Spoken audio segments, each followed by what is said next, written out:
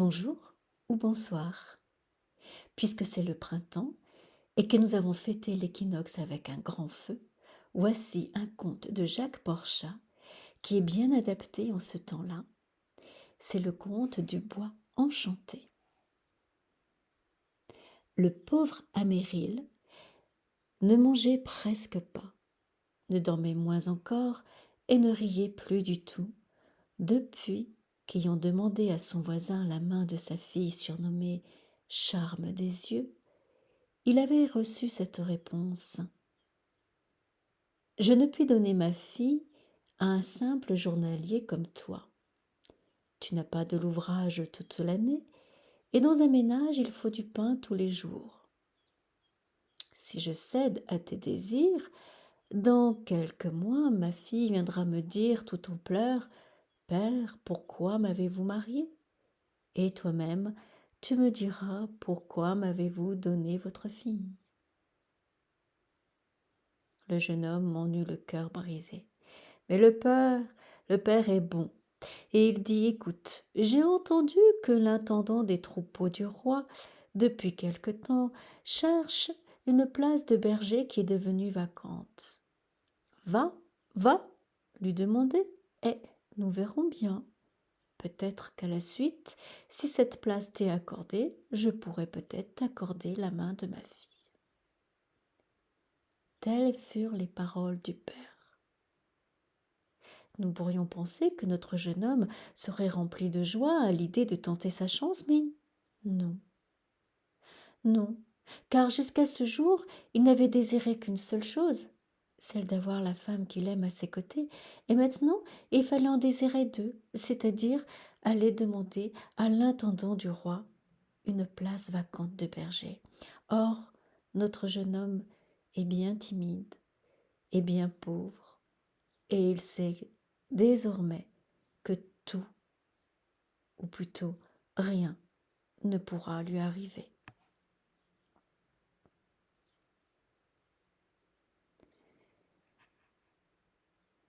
Courage, mon fils, lui dit sa mère. Allons, allons, courage. Retourne à ton travail. Va chez l'intendant des troupeaux du roi. Fais-lui ta demande. Tu l'obtiendras. Et de mon côté, tu obtiendras ce que tu désires. J'irai parler au voisin. Je lui demanderai pour toi. Allez, allez, mange. Car si tu te laisses mourir de faim, pas de berger, pas de place de berger, adieu. Et adieu aussi la belle charme des yeux. Et d'abord adieu moi, parce que si tu ne manges pas, c'est moi qui vais mourir. Notre Méril ne put résister à ces exhortations si tendres, et il mangea la soupe que sa mère lui avait préparée. Le lendemain, il se décide d'aller chez l'intendant royal. Pour cela, il lui fallait traverser un grand bois percé d'une belle avenue de chênes. Mais dans sa tête, il pensait, il passait et rêvait aux mots qu'il allait pouvoir dire, à la manière dont il allait les dire, comment allait-il aborder le terrible intendant, comment demander cette place de berger. Il arriva au milieu de la forêt sans avoir encore trouvé aucune parole qui ne pût le satisfaire, lorsqu'il se vit arrêter soudain par une branche qui s'avança comme un bras. Il voulut l'écarter, mais ces petits rameaux, les petits rameaux de la branche, s'agrippèrent comme des doigts d'une main. Alors il leva les yeux, il vit le chêne et lui trouva une apparence toute extraordinaire. C'était un arbre encore, et c'était aussi comme un géant qui avait quelque chose de forme humaine, sauf qu'il n'avait qu'un pied. Il put distinguer deux bras tortueux, une tête avec une sorte de visage où la mousse tenait lieu de barbe. Il voyait comme quelque chose comme des yeux, et enfin une bouche. Et de cette bouche sortait une voix très solennelle. Qui aura sa langue scellée obtiendra ce qu'il faut demander. Sans rien dire, demander, demander sans rien dire.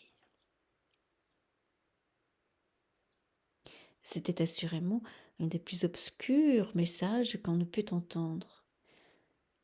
Le jeune homme, encore un peu sous le choc de cette merveille sous ses yeux, ne comprit pas tout de suite le message. Il leva encore les yeux vers le chêne, mais celui-ci avait repris son corps d'arbre ordinaire. Ne rien dire, sans rien dire, il faut demander.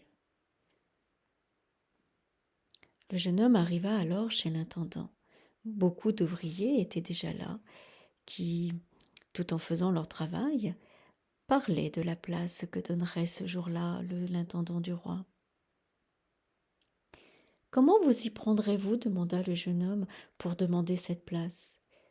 Les autres se mirent à rire devant tant de naïveté. « Mais bien, eh bien, comment nous allons nous y prendre? Mais comme tout le monde, en faisant l'éloge de ce que nous faisons, tout simplement. » Le jeune homme prit peur. Qu'allait-il pouvoir dire? Et tour à tour, les ouvriers se présentèrent chez l'intendant. L'intendant les écoutait longuement, vérifiant leurs demandes. Chacun ne croyait pas manquer d'éloquence ni de titre pour obtenir la place. Bref, ils avaient tous le désir d'être écoutés favorablement. Mais aucun n'obtint la place. Notre jeune homme retourna ces paroles dans sa tête. Ne rien demander, ne rien dire sans rien demander. Et d'un coup, il crut en avoir l'explication. Il se rendit alors dans une bergerie où il emprunta l'habillement du berger, la houlette et le chien. Et ainsi équipé, il se présenta devant l'intendant. Mais celui-ci le regarda d'un air sombre. « Crois-tu qu'il te faut avoir juste l'habillement du berger pour pouvoir prétendre à garder le troupeau du roi ?» Alors, notre jeune homme ôta son chapeau respectueusement et avança le bras, sans rien dire. Cela fit sourire l'intendant. Et se le reposait aussi. Comment t'y prendrais-tu pour conduire un troupeau ? Notre jeune homme montra le chien, et le chien eut la bonne idée de se mettre à aboyer 2-3 coups. Néanmoins, si quelques moutons pouvaient s'égarer et ne pas rejoindre le troupeau, comment t'y prendrais-tu ? Neril brandit la houlette et montra qu'il savait se servir à merveille du bâton pastoral. Bien, un loup pourrait aussi surgir. Notre amoureux saisit à 2 mains, avec un air menaçant, la houlette. Et il eut l'air si terrible qu'on comprit qu'il pourrait en faire une arme pour la défense du troupeau.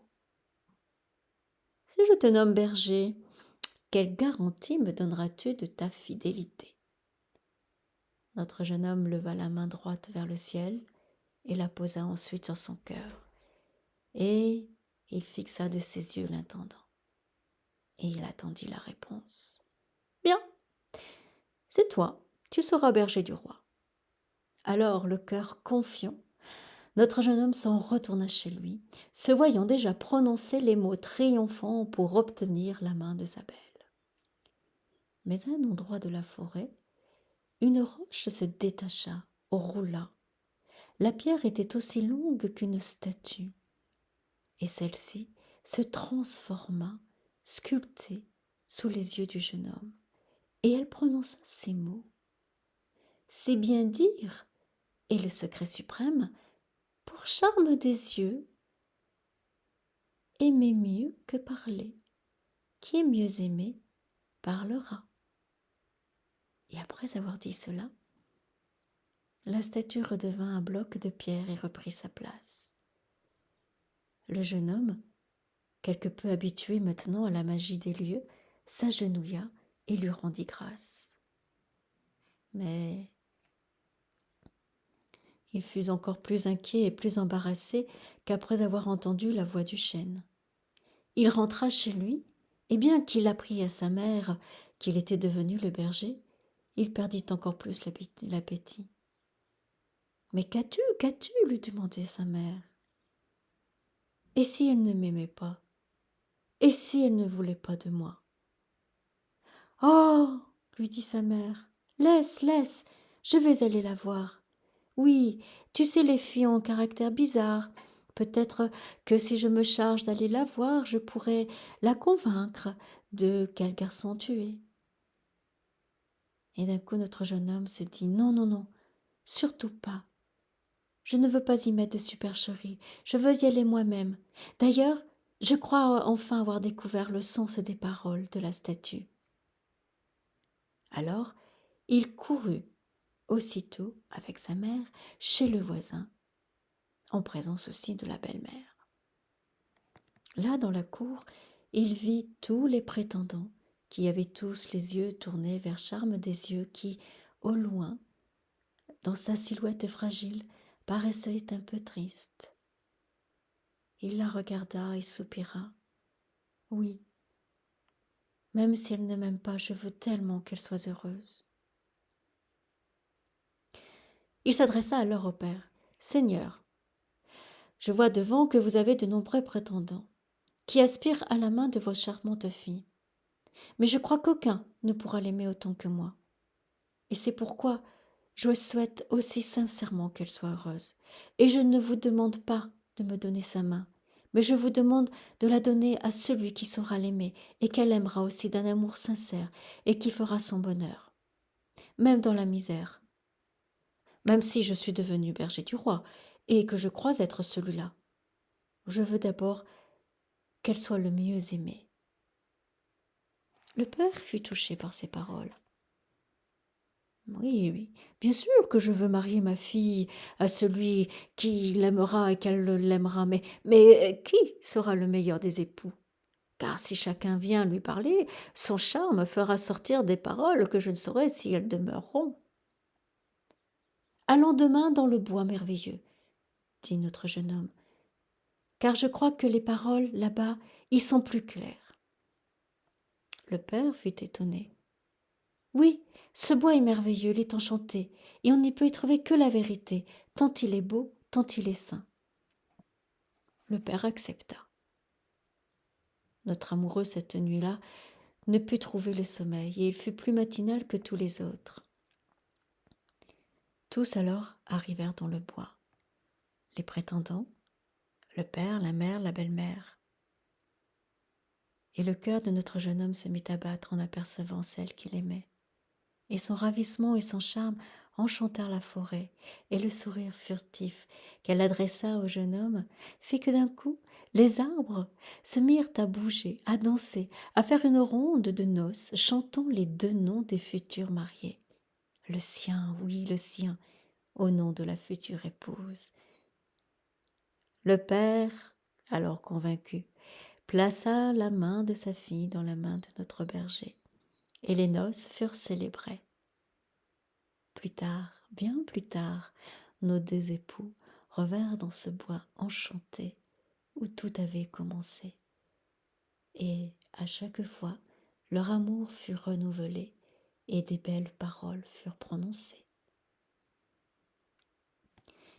C'était le conte du bois enchanté de Jacques Borja, maintenant pour le printemps. Bonne écoute.